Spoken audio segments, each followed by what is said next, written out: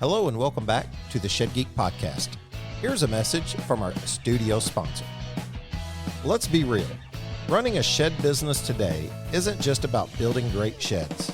The industry is changing fast. We're all feeling the squeeze, competing for fewer buyers while expectations keep climbing.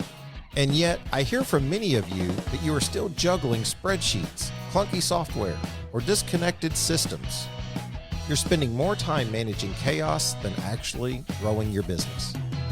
That's why I want to talk to you about our studio sponsor, Shed Pro. If you're not already using them, I really think you should check them out. Shed Pro combines your 3D configurator, point of sale, RTO contracts, inventory, deliveries, and dealer tools all in one platform. They even integrate cleanly into our Shed Geek Marketing solutions. From website lead to final delivery, you can quote, contract, collect payment, and schedule delivery in one clean workflow. No more double entries, no more back and forth chaos. Quoting is faster, orders are cleaner. And instead of chasing down paperwork, you're actually running your business. And if you mention Shed Geek, you'll get 25% off all setup fees. Check it out at shedpro.co/ShedGeek. Thank you, Shed Pro, for being our studio sponsor, and honestly, for building something that helps the industry. Okay, welcome back to another episode of the Shed Geek Podcast. Thank you so much for listening today. Thank you for taking time out of your day to listen to anything that we would have to say, whether it be monologues or dialogues. Certainly want to bring value to your day as you are going down the road, swinging a hammer, building a shed, or whatever it is that you're doing. Quick housekeeping. If you guys ever need to reach out to me, I think most of you have my number, 618-309-3648. For any questions, info at shedgeek.com, or visit our website at shedgeek.com, shedgeek.com. You guys can subscribe to our newsletter. Certainly encourage you guys to do that to stay on top of like trends in the industry. We've got some new blogs that are coming out in there for your reading pleasure. Some folks that are trying to put some information out there for you, not only to watch and be entertained by us, hopefully, but also to learn by taking the time to go and read there. Make sure to give our sponsors a shout out there and let them know the Shed Geek sent you. That means a lot to me, is if you can let people know that Shed Geek sent you over to start working with their business or buy something from them. It just goes a long way for me. If you enjoy the podcast and the content, it helps keep us going. And the Shed Sales Professionals page. Be sure to go check it out as well, too. If you do want on the newsletter, just message us at info@shedgeek.com. Let us know that you want to be added, or go visit the website. And for those of you who are listening on the call-in line, you already have this number. But if you know somebody in the plane community that may need it, 330-997-3055. That's 330-997-3055, where we do get about 400 plane community members listening regularly. So very excited about that. Thank you, plane community. If we can be of any assistance to you in any way, let us know. We did build in the newsletter. It does actually have now a list of all the shows and when they were aired. So if you have questions about that, we'll be happy to expand on that registry in any way we can. So, Gord, what's up, man? Oh goodness! Well, that was a good, thorough, informational there at the top. We always appreciate that. Yeah, I mean, I think what's up is as we approach the end of the year here, just getting ready for building, right? Getting ready for making things more efficient, being better in the new year. All of those things that, of course, we do as individuals, but in our businesses are even possibly more important, right? As far as what the trajectory of the year is going to be. So yeah, just really excited. And I don't know if you want me to steal the thunder here, or if you want to be the one to announce, but the guess who's back? Back.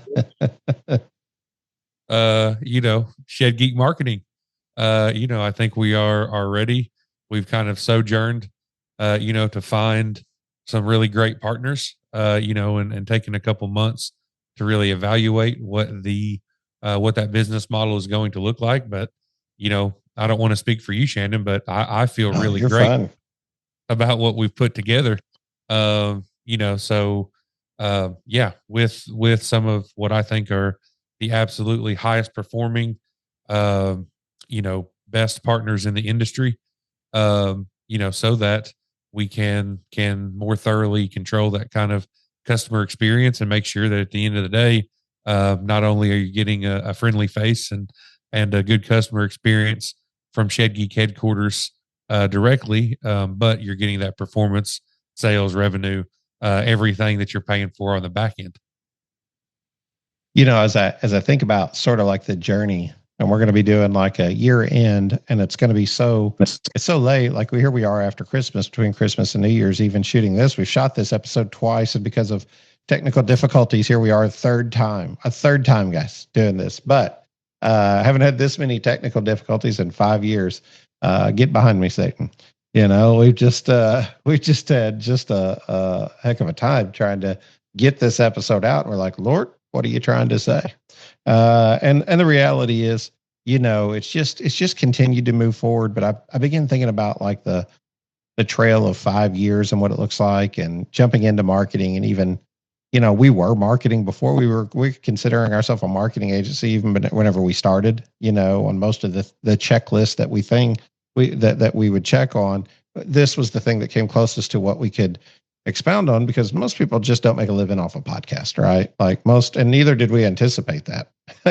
Just started doing something for fun, spent $7,000 on a website and some equipment, and said, hey, I just want to do this because I enjoy doing this. And then I remember that first time I got asked, could you sell advertising? I was like, sure, let me figure something out. And it's just been a whirlwind since then. It's been a lot of fun.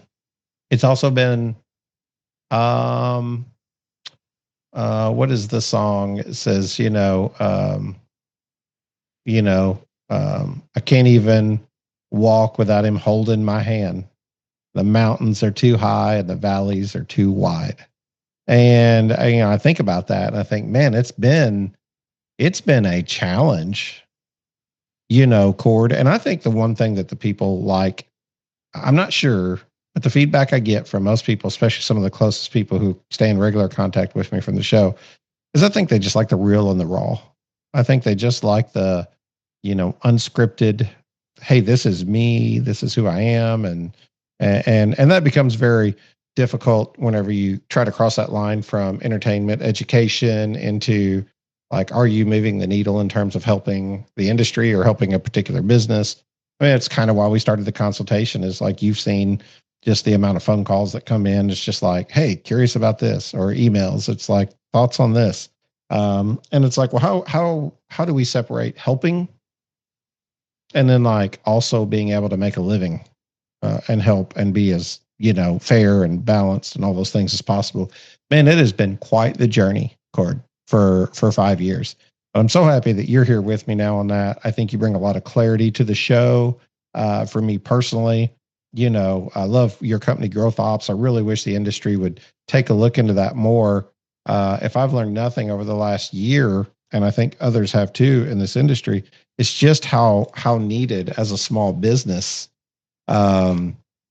You need these things. If you can't afford a full-time CMO or CFO or CEO, just how needed those things are on even a part-time basis. So we'd love to be somebody who brings that sort of like value proposition out there. We've had others on the show. Others have been on here. They've advertised, and the industry's not always embraced that just immediately.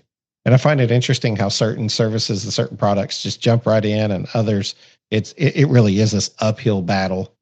You have to put out a lot of education, and then all of a sudden those things come to fruition. I mean, CRM's a good example. We really started talking CRM's heavy on here, and guess what? As part of that marketing apparatus, a CRM became part of that conversation in that digital world, to which we partnered exclusively with our buddies Joe Ignis over at Velocity 360. We interviewed Joe 3 years ago, at Knowledge Gap, and then he changed his value proposition.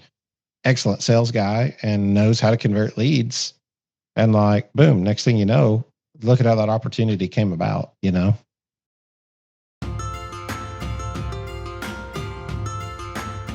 When your business depends on getting materials fast, you can't afford to wait around. At Three Oaks Trading Company, we get it. Your production schedule moves fast, and so do we. From studs, SPF, and SYP, to all your panels, siding, and flooring. Square edge or tongue and groove, OSB or plywood, we're stocked, ready, and delivering across the U.S., often in just 3 to 5 business days. Our team specializes in serving shed builders and manufacturers, providing the products you need when you need them. Because your next build shouldn't be waiting on a delivery truck. So if you're ready for reliable service, quick turnaround, and a partner who understands your business, reach out to Three Oaks Trading Company today. Call 833-214-1723 or visit threeoakstradingco.com to get started. Three Oaks Trading Company. Fast, dependable, built for builders.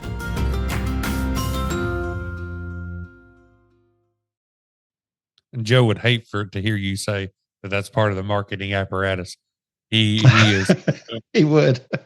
Me and him go back and forth. He's convinced that's a purely sales apparatus, but so many of those lines have gotten blurred. I remember. I think maybe just for clarity of the listeners, right? I mean, we talk a lot about like, well, what are marketing services, right? What qualifies as a marketing service? And I think that has evolved, if we're just being honest, over the last few years as social media has turned, what people may have thought of as earned media, which would have been, back in the day or I mean, it still exists, but, newspapers or coverage from, news like organizations, right, that are kind of informative, first and foremost, probably have some kind of a journalistic function. That was thought of as earned media. Maybe that was more of a PR function, but, it was as part of a marketing plan. Then I think marketing in general went through a phase where it was then viewed as like the lead generation portion, right? So it kind of got to a spot where it was viewed as everything maybe from, that product research that a customer goes through all the way up until you manage to capture their name, phone number, email, any of that lead information that a sales team would then need to actually physically work with. And in that kind of structure there, obviously you have your paid advertising, which goes right alongside your quote unquote earned media, any kind of newspaper coverage or non-paid coverage. And then the qualification of that lead was really a sales function. But gosh, all of those things, Shannon, have just gotten so gray, whether it be what earned media kind of actually is, right? Because at this point, even inside of Facebook and TikTok and YouTube Reels, any of those vertical video platforms, your quote unquote earned media. Now, those are not, news or they don't have a journalistic function or anything else. But if you hit the algorithm just right on that interest based algorithm, your earned media can be this thing that blows up and actually generates more leads, more prospects than any kind of paid advertising, which is, kind of flip flopped to where most kind of industries have been for, gosh, the last 40, 50, 60 years, right? You kind of had to pay, for those leads. So, and then the qualification that used to maybe be more specifically on the sales side, that happened through asking questions and really digging into a customer's problems and, what their whys and hows and everything like that. How are they going to pay for it? Right. Qualifying in the financial way. All those things have kind of gotten moved on either side of that actual lead process. Right. Sometimes you kind of pre-qualify the lead. Sometimes even once they're in your sales funnel, CRM, to Joe's point, where he kind of puts the line at, great strategy these days. Even once you've collected the lead, to continue to ask the questions or qualify that lead, in an automated way, which could be considered somewhat of a marketing function, right? In that sales side. So, The I think, complication of the digital world and setting in an office and somebody comes in, you're like, what brought them in? And it prompted me to have two thoughts here. One is I love the like, what am I trying to say? Like the difference in listeners, the demographic that we have of listeners too, because there's a couple of different things at play here. There's awareness conversation that I feel like happens on the podcast. And then there's like actual selling of the service. And those are two different things whenever you're trying to educate. Now, like we're not suggesting we have all the answers. That's what's made, I feel like that's what's made kind of part of the Shed Geek brand valuable in the industry is it's served as a hinge point, as a connector to so many things. And whenever you're just like trying to help, it's like that's okay. But then how do you monetize that? And how do you monetize that without getting greedy? I mean, I really feel like we lost our way during marketing. I feel like we kind of lost our way. I lost my way as an individual, even on the show, because like, we were seeing so much success. It was just like, wow, this is great.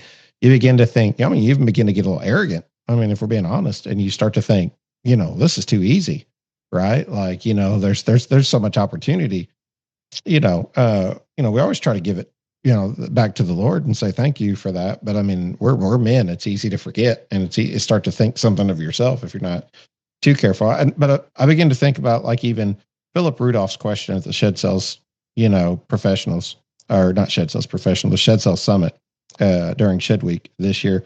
And, Philip's awesome guy, Watson Barn Reynolds, love those guys. Need to get down there and see them. Would love to get him and Timothy on sometime if they would oblige, and I just think they're a great company. Anyway, Philip said, and a lot of you guys know Philip from being the NSRA chair, formerly. And he said, what is a lead? And Philip's brilliant man, right? Brilliant guy, knows his way around business, really good or whatever. And so like he wasn't asking the question from a like, elementary perspective. He was saying, I want y'all's thoughts, the panel's thoughts on a more elongated, in-depth analysis of sort of like what is a lead, because it looks very different than what it used to. But it prompted me to do something here today. And that's, for one, it gave me a thought, and I'm sorry for being so scatterbrained here this afternoon. Bear with me. But it began to make me think about like, we have, CEOs of multi-million-dollar companies, $100+ million a year companies who I know that listen to the show because we conversate. Several, not just one, but a couple, right? Like we have some, very high arching, people in the RTO world or in the product world or whatever that we have some regular conversation with. And it made me think about like, we also have shed dealers or shed manufacturers, on a much smaller scale. Some that sell $2 million a year.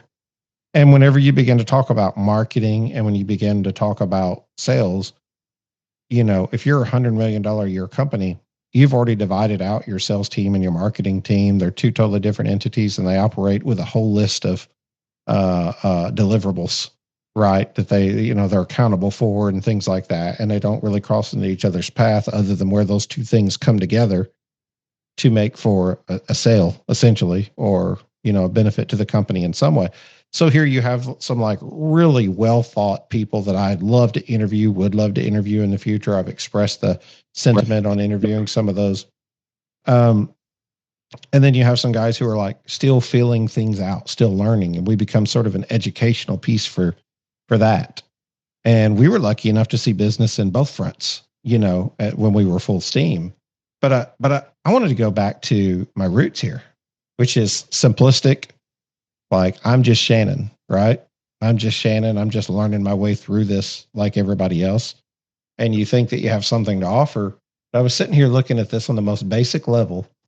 And I feel like this is what resonates a lot of times with the audience. Now, if you're somebody who's working with a company selling $300 million a year in sales, you might not be entertained by this.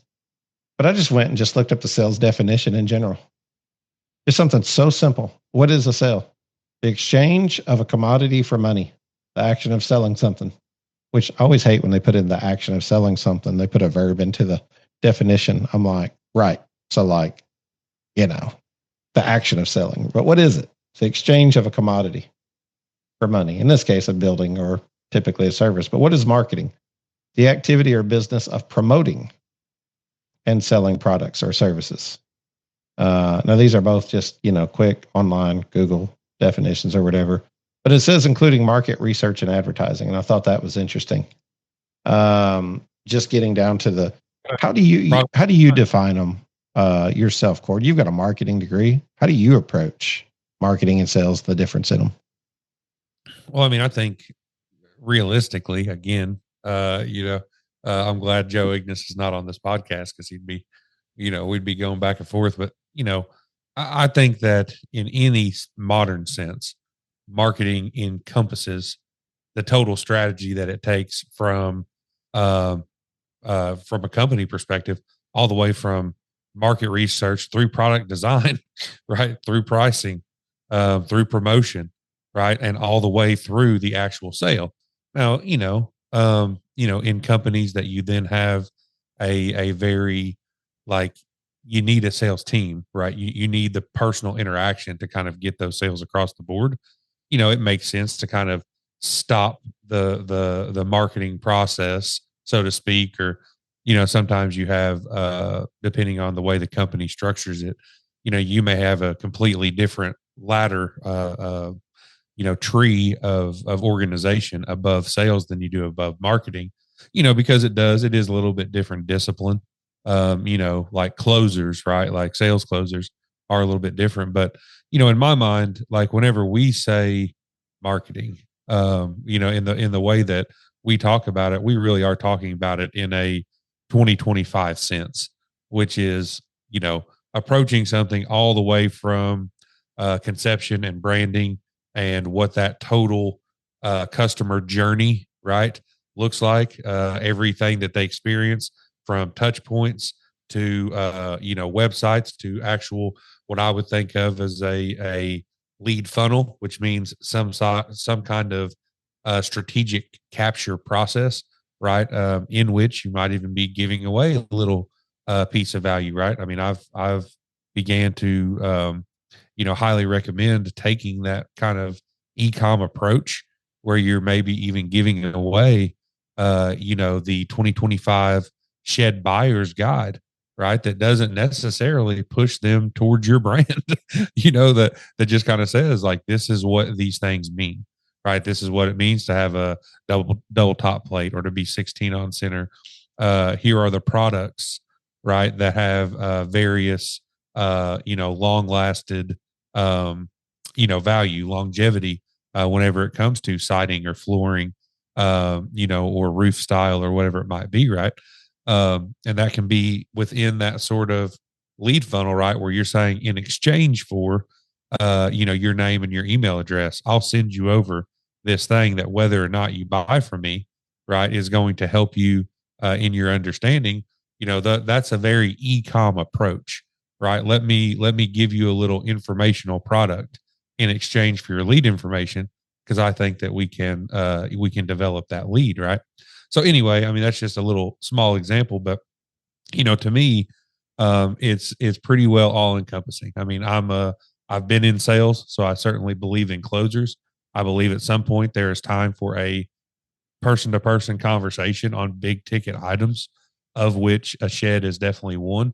We've said it before, but I continue to believe it, for a lot of people in this country, around the world, I suppose too, but for a lot of people, a shed is the third biggest purchase in their life.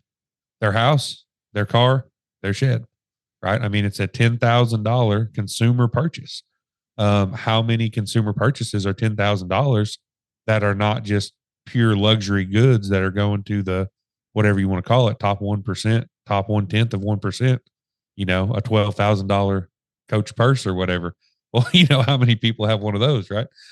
So anyway, to me, like I understand that at some point it really truly does come down to a closer, a sales guy somebody who is closing that sale.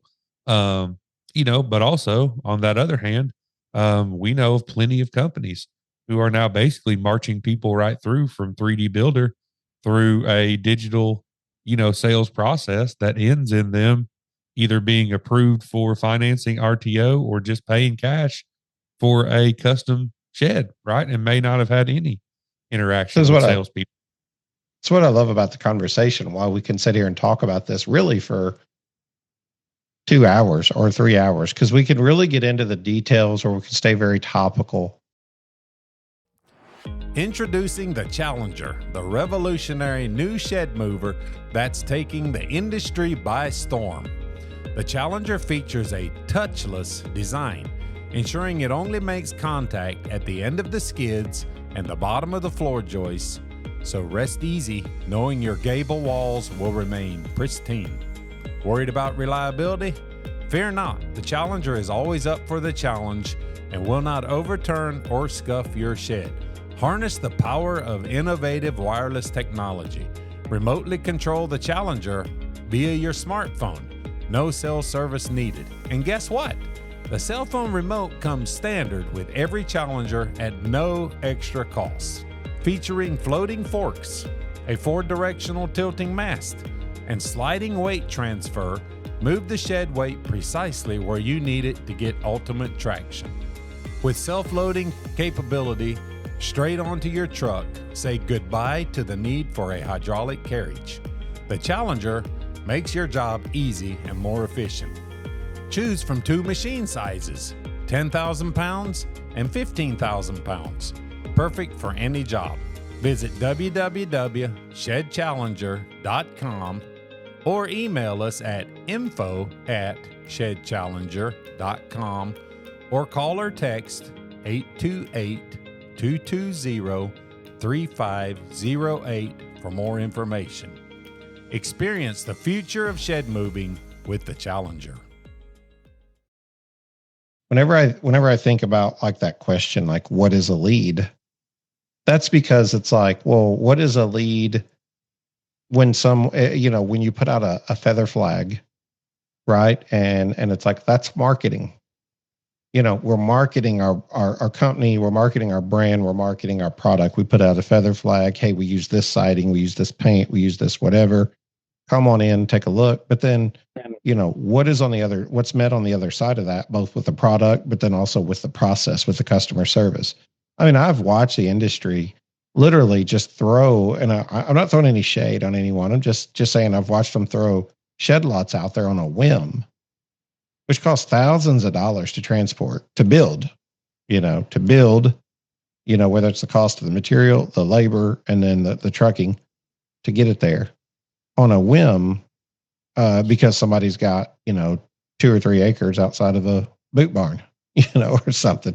And like, they may turn into, fascinating, fabulous sailors. They may be $1 million, $2 million lot within no time at all. And that's just because they're just good at marketing and sales or whatever. Or maybe they've got a high traffic count or what have you. But I'm sitting here thinking about the sales cycle, and I'm thinking about customer acquisition time, Cord. And I'm thinking about, like, if you went to build a house, I don't think that you're going to go in, see a guy or gal in the shed office, and boom, all of a sudden you're like, I just went and bought this house. It took 15 minutes from an impulse perspective, because there's like a lot of questions that come into place. Like, you've got to go through a lot of 3D designers yourself. You've got to establish timelines. You got to establish what you want, how long it's going to take, what it's going to cost, where you can add and subtract. And really, sheds have always been like a low customer acquisition time frame, an impulsive decision almost to some extent.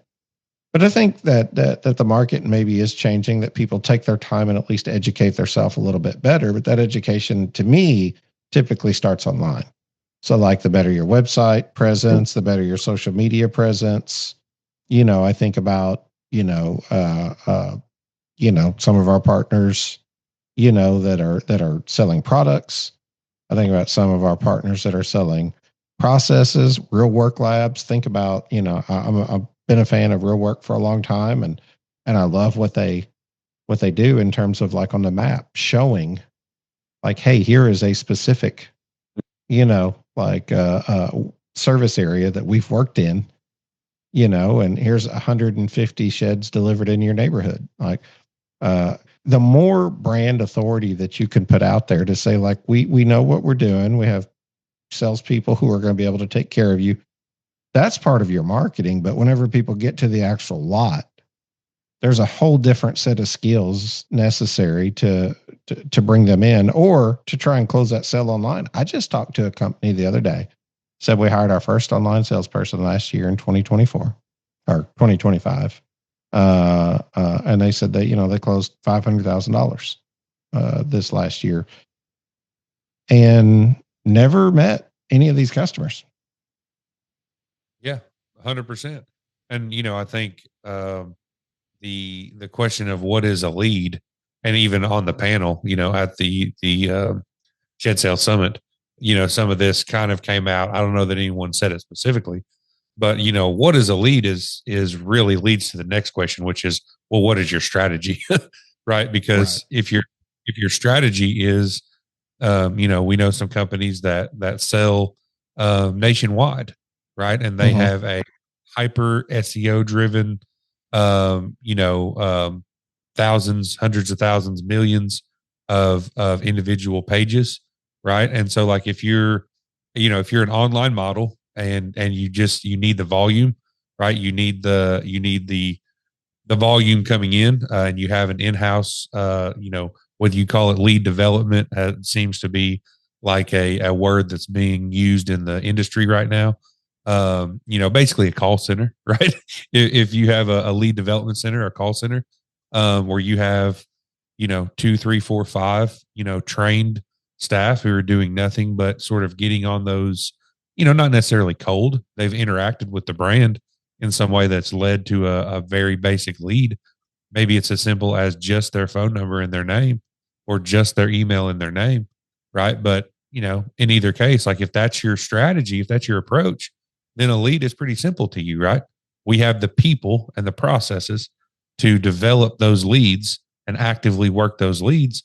So we need really simple, details. We don't need a bunch of qualifications coming into our one sales guy who is also sitting on the lot, who also is going to have to go out and talk to people and close a sale that takes an hour or an hour and a half or 2 hours, right? While these leads that are piling up in the computer really deserve, or, the best results. And this depends on what product you're selling. But, like, that under 3-minute window speed to lead is really important for capturing that person's attention and continuing to move them through the process, depending on who you talk to and what product you're selling. Some people say under 30 seconds, right? Now, at some point we start to get creepy here, right? You press a button, you autofill your information on your phone, and 5 seconds later, somebody's already, dialed you up, hey, this is Corey with Shed Geek. Can I sell you a shed, right? But at some point it starts to get a little too much there as far as what kind of vibe or emotions you're throwing at the customer. But my point is, it's just, that simple statement at the beginning. What is a lead is very much determined by what is your strategy. And as we well know in the shed industry, there are probably a dozen different business models that have led to success and continue to, right? Varying kind of levels depending on which business model you're using. As we can always continue to encourage, right? If you are wholly and totally dependent on roadside traffic and old school leads, and you're not running any kind of pay per click or Google ads, you're not using a 3D builder online or whatever it might be, right? Like, it's not to say you can't still have success, but like you're not pulling in all of the potential customers that you could. And frankly, as younger people age into, the years where they are then becoming the primary consumers, right? You're just year by year, you're missing more people. So Anyway, Even if you do a 50-mile radius, I mean, a perfect example is 50 miles from where we live, there are roads that I will probably not travel down because they're not necessarily in any particular route to where I'm going. There's just no reason, even living here my whole life, I won't travel down that road unless I just happen across it. And then you see that they're building. We were down at the Karnak Y the other day, and no one on this podcast will have any clue as to what that pickup mart is, right? And you're like, when did they tear that down? And I was like, oh man, some folks bought it, and the rights sold it, and blah blah blah. And we're just talking about that. It's close to where my wife grew up, and we used to drive by it every day. And you're like, man, I haven't been through here in like a year. Well, it's not like it's that far. It's 20 minutes from you, but it's right at the same time. It's beloved, right? At least to me. Yeah. Yeah. Yeah. So that's where everybody went in the rural community, to get gas or whatever. But if they started selling sheds, you would know it because you don't drive through there, but every couple of years, so just because you're, and that was a fairly high traffic area for that county, not in terms of like any other standards or whatever, but in terms of like that county, that was a high traffic area, state route. And it's just one of those things where I don't know, as we're sitting here having this natural conversation, we've got screens pulled up, we got things that we want to talk about. I'm just trying to break it down to like the most basic level, because we have some people on here who like we love to interview because they teach us. It's like my pastor says, like I get ministered to a lot of times. It's not just me ministering to others. I get ministered to. You bless me whenever you share with me, when we talk, when I know about your, things in your life and things like that. And I think that's the way it is here. Like we believe we have something to offer in terms of value ourselves, but our guests are so much more valuable to come on and talk about these things. And we've interviewed 6 or 8 marketing companies in the past, to the point where one of them took us up and said, hey, why don't you just start a marketing company and white label it? And let's do something. And we'll get into that. We'll talk about that. But you had a thought. Hello, shed sellers. Let's take a moment to discuss the shed customer and meeting their expectations. I remember growing up in the neighborhood where a certain percentage of the houses had well-manicured lawns and well-manicured homes. These were the type of individuals who felt it was important to purchase a well-constructed home or vehicle, or maybe equipment to help maintain the quality of the item. As shed manufacturers, we seek to provide a well-built quality shed. We want the customer to feel satisfied that their hard-earned money has been well spent on a product that will last. At LuxGuard, we believe adding high-quality rubber flooring to your line of sheds makes sense to the customer and adds value the customer can appreciate. With each year, sheds are becoming more complex. The customizations we are seeing are virtually endless. LuxGuard not only gives a complimentary aesthetic appearance for their shed, but also protects the floor from spills and keeps cleanup simple. Offer your customer the customer service they seek with LuxGuard. At LuxGuard, we are committed to delivering exceptional customer service and innovative products to help our customers achieve their goals. We strive to meet the evolving needs of the customers. To speak with one of our ready-to-serve customer product specialists, simply call 336-468-4311. To see our product and view an installation video, just visit our website at luxguard.com. LuxGuard, the floor that lasts a lifetime. Well, that's a good place. You circled all the way to it.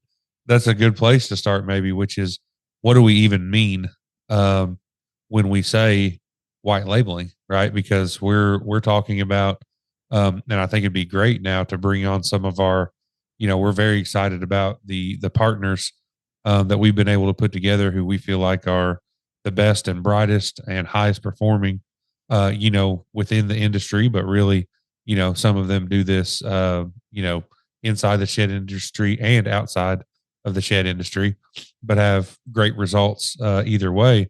But I think, to me, that's part of at least what we're explaining here, which is like, not only what is marketing, but what does the model look like? I mean, do you have, 8 or 9 or 10, 12? If you're a full service marketing agency, like if either you have a bunch of people sitting in the same building with each other, right? Mm-hmm. Or you're outsourcing some of that, or you are partnering with other specialized companies. But I think a good place to start, Shannon, we throw these terms around all the time, white label, but I'm not sure like how common that is, in everyday industry, maybe like what that means, and then what it means when we say it specifically in marketing is probably a good little. It's almost seen as it can even be seen as a negative thing to some extent, right? Or a very positive thing. Like we've got several people who want to white label with us right now, whether it be in the industry or even outside the industry, especially outside the industry, when people find out sort of like where you're moving the needle, because this is what they do every day. I don't actually like, can me and you get on here and speak intelligently about Wix, the difference in a Wix site and a GoDaddy site and a WordPress site or an HTML site or something like that? Yeah. I think we can get through some conversation. Could we build a website? Yeah, absolutely. We can build a website. Is it going to take us longer than someone who builds websites every day? Absolutely. And then it depends. So you start to look at, that's where consultation came in, is because like, you have people contact you and you're like, look, I'm a shed builder. I don't know anything about any of this stuff. So tell me your thoughts. And you realize at that point, you're not just selling a service. You're educating somebody to help make the best decision. And that was something that I was always, that's why I was always on the first call. It was usually the initial call, and then you pretty much didn't see me much after that. It was to kind of like help guide that conversation into the right direction. Like, hey, this is what this person actually needs. We don't need to oversell them on something. We just need to get them like this situation, get them started. Maybe it's get a website. Maybe the website looks good. Maybe the website has some good tracking analytics. I am like so surprised at like some of the websites I go to with my limited knowledge and see that there's no tracking analytics, no tracking data.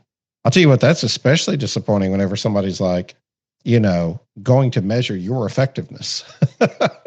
And it's like, well, what are you using to measure it by? And they're like, we have measured and we have found you, came up short. And we're like, what tool, what instrument did you use to measure it? We were like, our gut. And I'm just like, well, that's good. Don't get me wrong, but I don't think that that's really an effective way to measure. This is why, you have to sometimes tell the listeners, for those of you who are listening to me, this is why you get the ambiance of me every so often, Cord being like, hey, tell them Shed Geek sent you. Because that seems to be a big thing in the industry. We can be like, look, we can see they clicked here, and then they bought this. And then it's like, oh, well, that's definite proof. But it's so much different when somebody says, hey, talk to Shannon, heard about you on the Shed Geek. Seems interesting. We're sitting here talking about marketing. I'm looking at my hat, Live Switch. Did an interview with those guys. Can't believe that hasn't taken off more, right? Like it's a perfect example. And to me, this is a bit of marketing and sales. Live Switch, live video calls, send one-click browser call links with no downloads.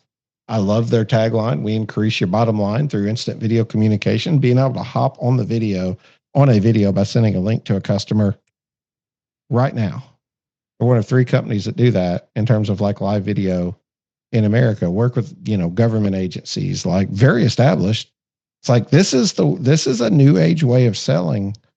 And it's hard for people to kind of grasp that chord. So I know we're kind of blurring the lines between, sales and marketing, and we're a little bit scattered. We're a little bit all over the place here today. But we're just having real raw conversation. So yeah, white label is really as simple as it sounds. Allowing a company to do business as. And that's really what we did. Like we just found one partner. And like, here's the one thing that we learned through that process more than anything is that a lot of companies had the same issue, which was we contact a marketing agency and they just don't understand the shed industry. And I think that's such a valuable point. Like they might be phenomenal marketers. And if they figure out the dynamics of the industry, they may be able to do just an absolute, just awesome job. But the downside was a lot of them didn't understand that just the common language, the things that needed to be said about RTO and finance and how a consignment lot works versus whatever, and like, well, my company technically does this. They do the leads, they do the Google ads, they just comes over to me. I think for dealers, it's a big struggle out there for them. And same company I was talking to that did 500,000. He's like, yeah, it's just kind of tough if they sell $1 million a year. That means $100 in profit. And that profit really shrinks because that's got to be turned back into business expenses. So if you're a dealer for any company on consignment and they don't produce the website, they don't produce the lead gen, the CRM or any of that stuff, the 3D configurator, and you're doing that yourself, that's coming out of your bottom dollar. That shrinks from even $1 million sales lot at 10%, $100,000 to $50,000 in expenses to have a website, 3D configurator built, all these different things, to have a budget for Google Ads, have a budget for Meta Ads, to have a CRM that's working and functioning, and maybe it increases your sales to 2 million, and then it becomes worth it. But you only do that typically, in my opinion, through taking market share. But we're kind of all over the place. I recognize that, but I just feel like education is the answer. So I'm trying to figure out where we can bring awareness and that people can understand what we do at Shed Geek. Yes, we did drop our marketing program for about 4 months, right? Because we broke off with our previous partners. Wish them the best. Really, wish them the best. Go do your thing.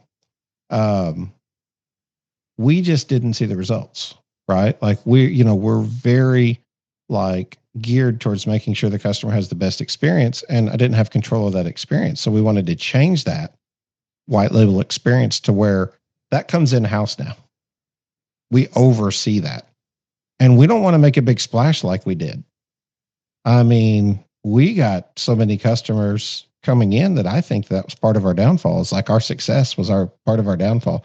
And I actually did an article, if you go back and look at it, I was almost precursoring what was coming for us in the Shed Business Journal, where I wrote an article about how success will teach you far more than failure will, right? Because we just didn't have the ability to say no, right? We had so many clients coming in that we're just like, hey, we need to focus on what's priority. And that's kind of with this relaunch of Shed Geek Marketing, that's what me and you have been overseeing, is hey, people have to get results, has to be good communication. There can't be a lag in services if people are paying for things. So it's been a really interesting journey. I mean, again, the high mountains and the wide valleys, Cord. Yeah. And I think drawing that distinction, right, from a white label experience where the Shed Geek name, is able to be used, but ultimately that customer experience, that actual day-to-day account management or project management, task management, however you want to think about, what exactly those what encompasses the customer experience when it comes to dealing with an agency. The fact that moving away from that white labeled model where all of those functions, were kind of being taken care of on the agency side, right? The idea here is let's bring the customer experience back in house. So that means Shannon overseeing, probably myself doing a lot of the actual account management stuff as far as coordinating what those services actually look like, making sure that our partners, again, who we think are tremendous in each of their own areas, making sure that data and that information is able to flow back and forth between each of those partner build outs, right? So if we're building out, a Google Ads account, right, we need to make sure that, the website builder has that knowledge, right? And they're able to make sure that data is flowing, staying constantly up to date, so that we are maximizing then on the ad side. So really bringing that experience, that customer experience, and really that, obviously guarantees are the type of thing. It's hard to flat out guarantee that, a certain experience or whatever else, but as best as we can, bringing that guaranteed for customer experience squarely in-house at Shed Geek, so that yourself can oversee, I can do the management, And so that the customer has a very clear path to, of who to call and where to kind of place, anything that they do see that needs to be improved or anything like that. Very clear path. So I think that's one piece of it, a big piece of it. And then the other part is, as we've discussed off air, and I guess we'll go on and tell to the potential customers here as well. Hey, thanks guys for listening to part 1 of 2 of the Shed Geek podcast. We will be back next week for the conclusion of our conversation. Thanks again, Shed Pro, for being the Shed Geek's studio sponsor. If you need any more information about Shed Pro or about Shed Geek, just reach out. You can reach us by email at info@shedgeek.com or just go to our website, www.shedgeek.com, and submit a form with your information, and we'll be in contact right away. Thank you again for listening, as always, to today's episode of the Shed Geek Podcast. Thank you and have a blessed day.